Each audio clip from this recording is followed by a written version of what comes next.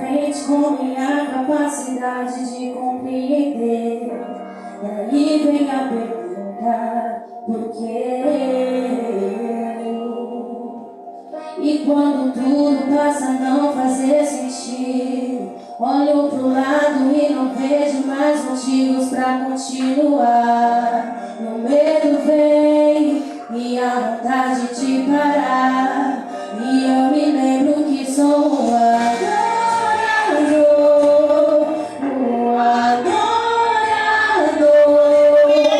e eu não te adoro pelo que o Senhor faz, mas apesar das circunstâncias, ache-me um verdadeiro adorador,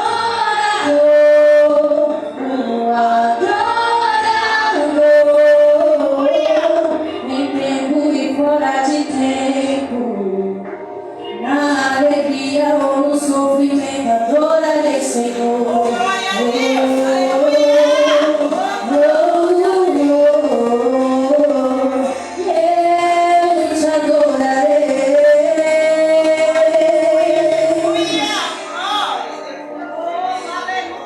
E mesmo que não aconteça do meu jeito, me ensina a entender porque sou imperfeito e somente o Senhor sabe o que é melhor.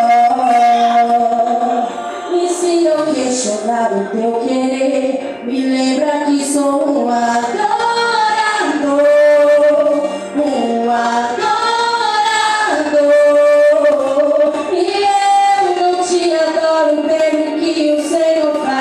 Mas apesar das circunstâncias, ache-me um verdadeiro adorador, um adorador, em tempo e fora de tempo, na alegria ou no sofrimento, adorarei, Senhor.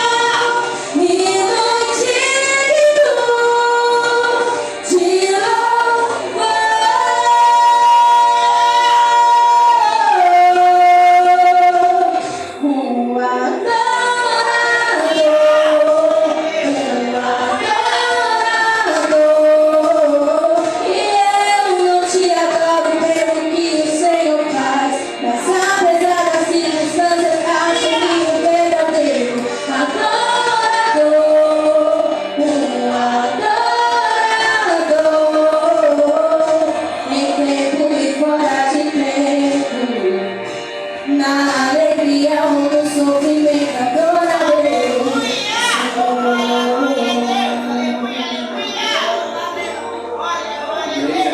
Eu queria falar um pouco com vocês sobre a essência de um verdadeiro adorador.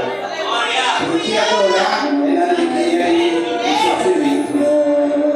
Adorar não é fácil. Eu estou aqui para mostrar para vocês que, independente da situação, Ele está no controle de tudo.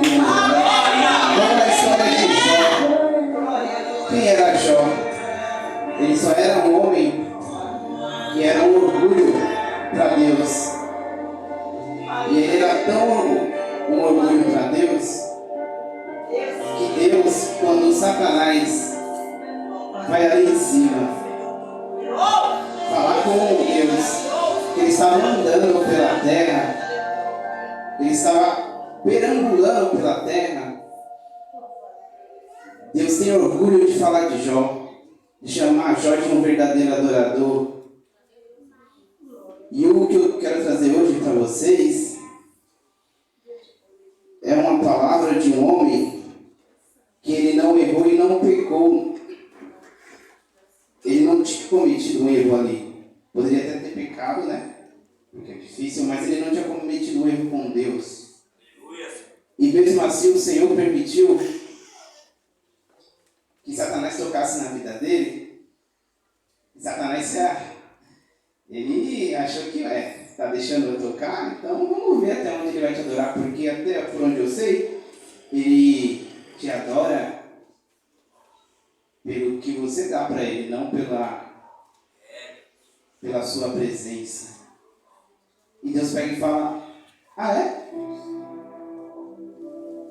Então vai lá e toca. Só não tira a vida dele. Só que ali, só para a gente conhecer um pouco sobre Jó, ele era um dos caras, se não for o cara mais rico do Oriente.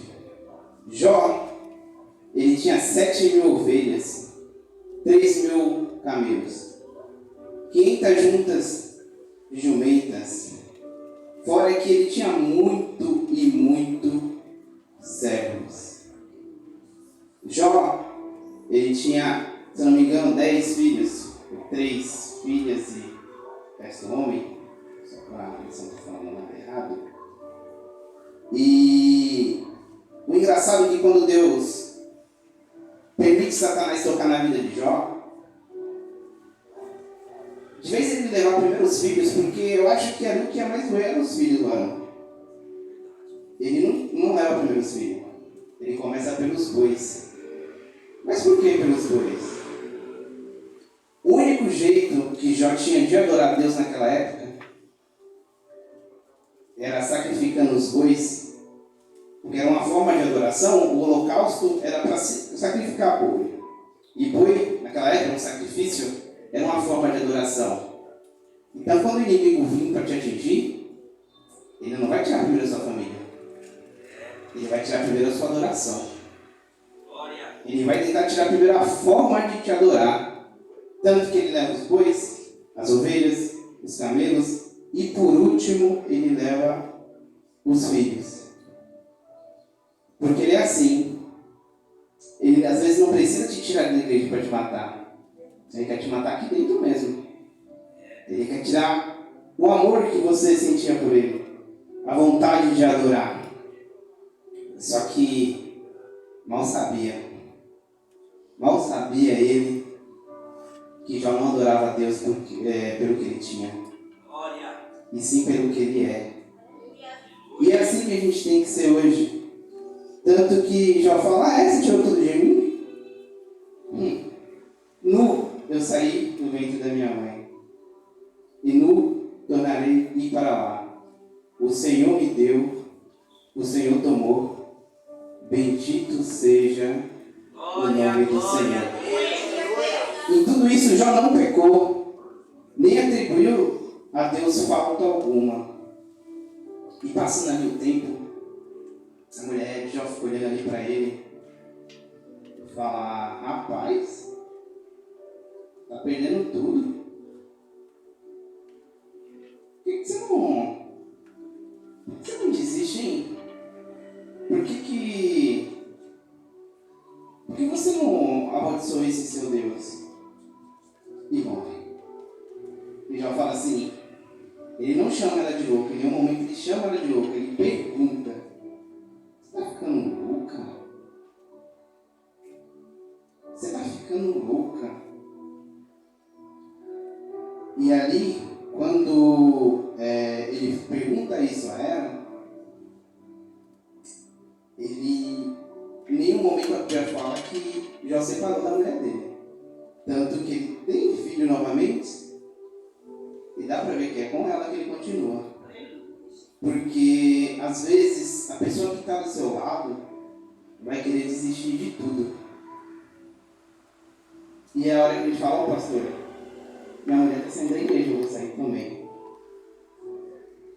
Meu filho está saindo da igreja, eu vou sair também. Então já não fez isso. Já continuou na presença. Por quê? Porque você tem que ser coluna. E coluna não desiste nunca. Às vezes, as pessoas que você mais ama vai querer desistir. A pessoa que você tem um amor incrível vai querer desistir. Só que você não tem que ir acompanhar atrás. Fala, quer ir? Beleza, vou estar aqui orando por você. Eu não vou desistir do meu Deus, não. E eu vou orar tanto para Ele também não desistir de você. Porque você é a minha companheira. E passando o tempo ali, porque assim, tem pessoas que a gente acha que é até nossos amigos, né? Chega um pessoal ali, eu vou falar que é amigo de Jó, e esse pessoal fica olhando para Jó. Ei, Jó, o que aconteceu? Fala comigo, Jó. E Jó ali meio triste e tal. Mas no versículo 7 de Jó, capítulo 11, Jó fala... Você quer que eu fale? Tá bom. Por esse motivo não calarei minha boca, e falarei das angústias do meu espírito. Eu me queixarei da minha amargura, e da amargura da minha alma. Sabe o que Jó fez? Você acha que ele ficou conversando ali com o amigo deles? Eles ficaram falando. No primeiro momento eles ficaram quietos, depois ficaram falando. E Jó falou assim, eu vou falar, mas eu vou falar com Deus. Porque a gente tem a mania de estar acontecendo problemas nas nossas vidas e a gente perguntar para uma pessoa que nem é da igreja como resolver. Para uma pessoa que você tem que dar a solução para ela e você está procurando solução com ela. Geralmente, quando a pessoa às vezes não é da igreja, o que ela vai falar para você? Eu acho que seu problema é a igreja. Você é muito crente. Talvez se você desistir, sua vida melhore. Só que às vezes até quando a gente pede conselho para pessoas próximas, eles fazem umas coisas que não tem sentido. Quer ver? Os amigos de Jó.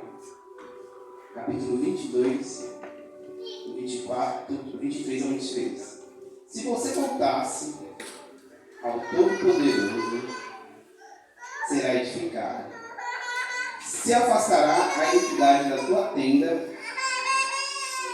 ele tirará do tesouro no pó, e o ouro de Ofir nas pedras do ribeiro. Então o Todo-Poderoso será seu tesouro, e tua prata acumulada. Sabe o que ele quer dizer aqui? Ele já está no pecado. Porque, mesmo Jesus falando, Deus falando que a gente vai passar aflições, a gente não pode passar alguma coisa, Deus não pode provar a gente que a pessoa vai achar que a gente está em pecado. E nem sempre que você vai passar por uma dificuldade, você estará em pecado. Porque sempre antes de Deus te abençoar, Ele te leva para o deserto. E sabe por que Deus faz isso? Porque talvez você não está pronto para receber uma bênção dele ainda. Então primeiro Ele vai te moldar, Ele vai te capacitar, vai te dar um verdadeiro entendimento de quem é Ele e não do que Ele faz, porque geralmente a gente só vem para a igreja pelo que Deus faz e nunca pelo que Deus é. O maior sacrifício dele já foi na cruz. Mas a gente tem uma mania de orar só para pedir e nunca para agradecer ao Senhor. Senhor, faz isso, faz isso, faz isso. Senhor, me ajuda nisso aqui, ó. Mas nunca, Senhor, obrigado pelo dia de hoje. Obrigado pela semana. E Jó ali, ele responde os amigos deles. Já percebeu que às vezes tem aquela pessoa que fala assim, ó, o pastor está passando por uma dificuldade, eu acho que ele tem pecado. O irmão do lado ali está passando por uma dificuldade, mas ele talvez esteja em pecado. nem sempre é pecado. E Jó é uma prova disso. Só que Jó responde ele, no 5:10, todavia ele conhece bem o caminho por onde passaram os meus pés. Se me colocar à prova, constatará que sairei como ouro refinado.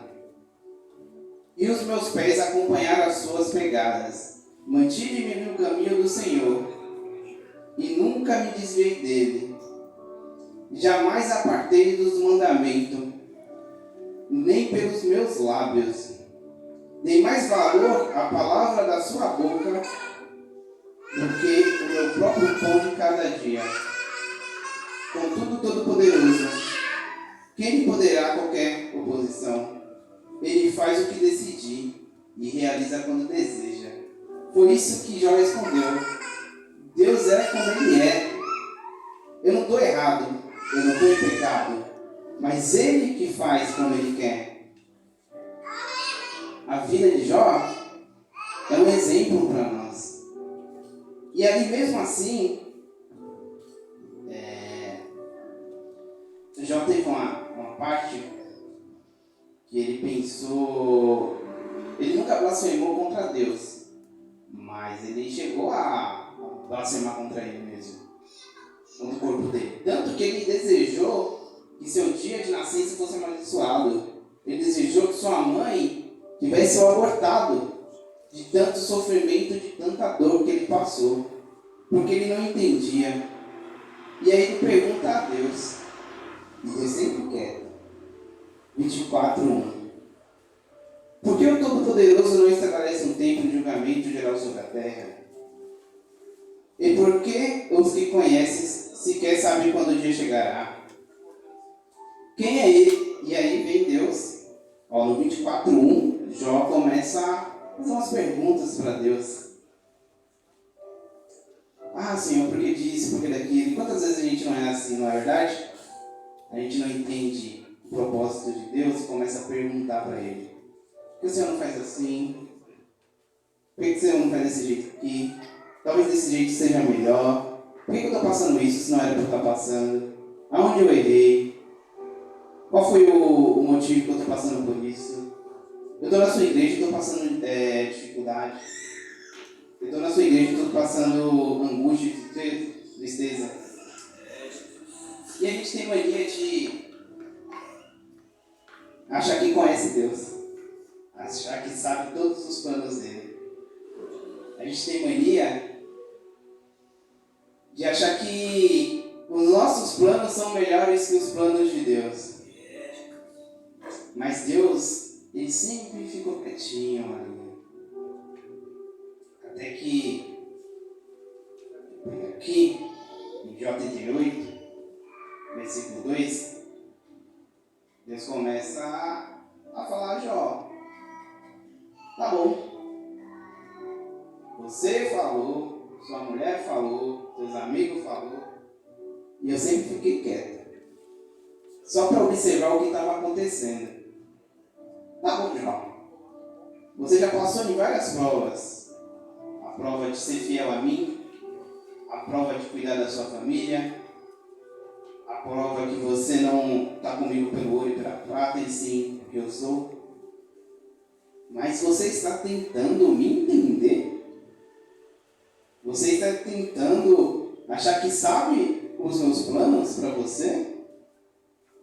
E vem aqui, ó. Vê? Deixa eu pegar aqui. Só um minutinho.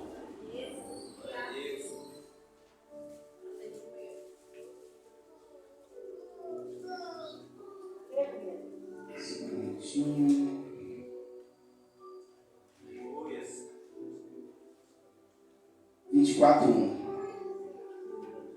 Eu já li esse aqui. Jó 38:2. Quem é esse que busca turvar os meus desígnios com palavras sem conhecimento?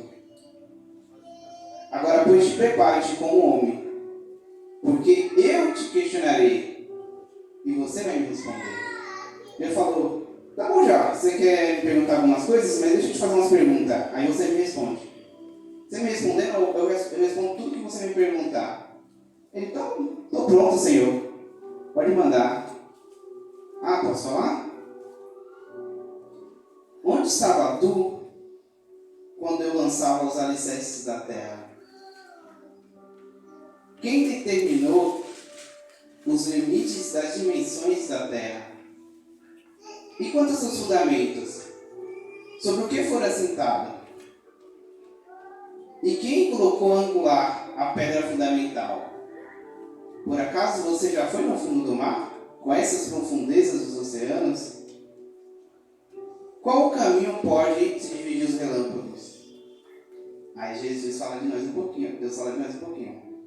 Quem concedeu sabedoria aos corações e razões à mente? É você que ordena um águia?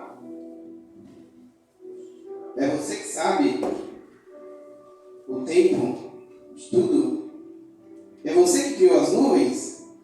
E Jó fica calado, falando, rapaz, quem que eu sou? Então a gente tem que entender que sempre no momento que Deus está aprovando a gente, Ele tem um chamado. Porque se Ele não tivesse um chamado para você, por que será que Ele estaria tanto te testando? Por que será que Deus estaria botando tantas dificuldades? Já vi as pessoas falando, eu estou passando pela prova que Jó passou. Meu amigo, não.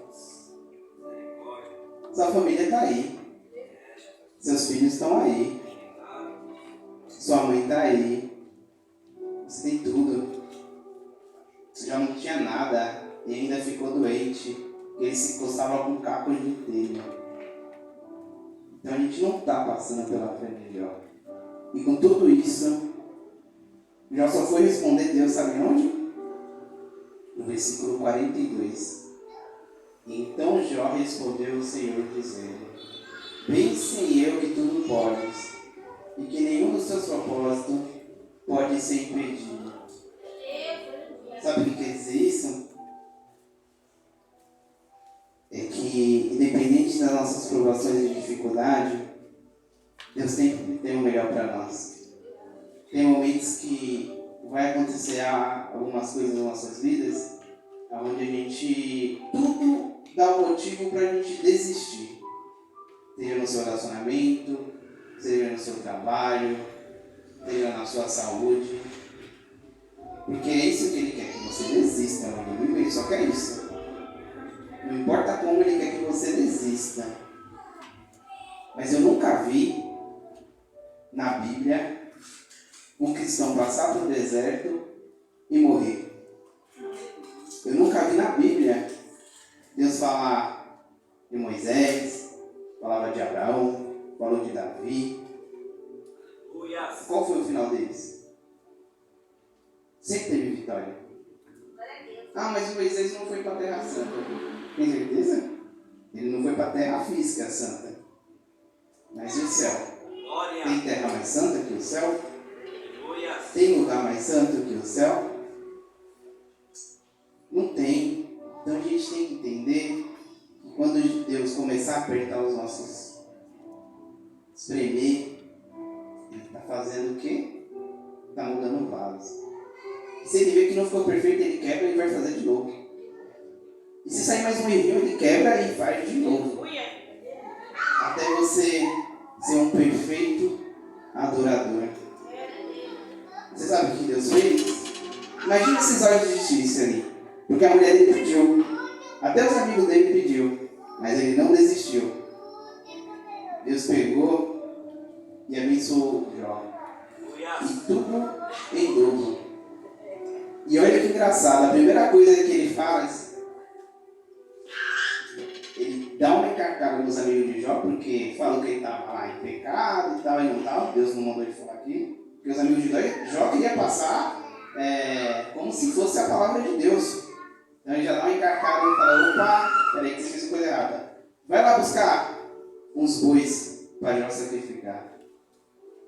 A primeira coisa que Deus traz para Jó não é os filhos, não é a riqueza, não é as ovelhas, e sim a adoração.